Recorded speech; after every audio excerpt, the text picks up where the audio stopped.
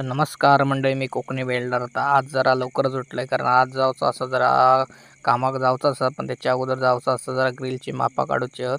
थंय जाऊचं असं. त्याच्या अगोदर जरा म्हटलं आपल्या मंदिरात जाऊचा हा हनुमंताच्या. त्या हनुमंताच्या मंदिरात येऊन पोचलं आहे.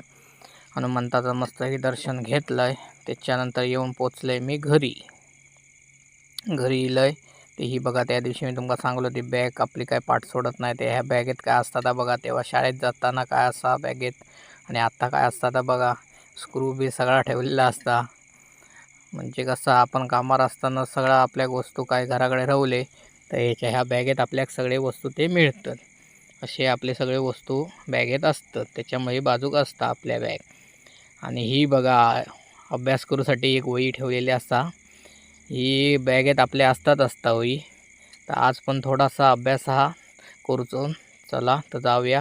जाऊच्या अगोदर मस्त की नाश्ता होता आपल्याकडे, गुळ पोहे ते खाल्ले आणि मस्त गरमागरम चाय पिली आणि मस्त की गाडीक स्टार्ट मारलंय आणि जाऊन पोचले. जर आज संकष्टी असल्यामुळे म्हटलं गणपतीचं दर्शन घेऊया. मग गणपतीचं दर्शन घेतलंय आणि जाऊन पोचलंय थेट ग्रिल घेऊचा होता थंय.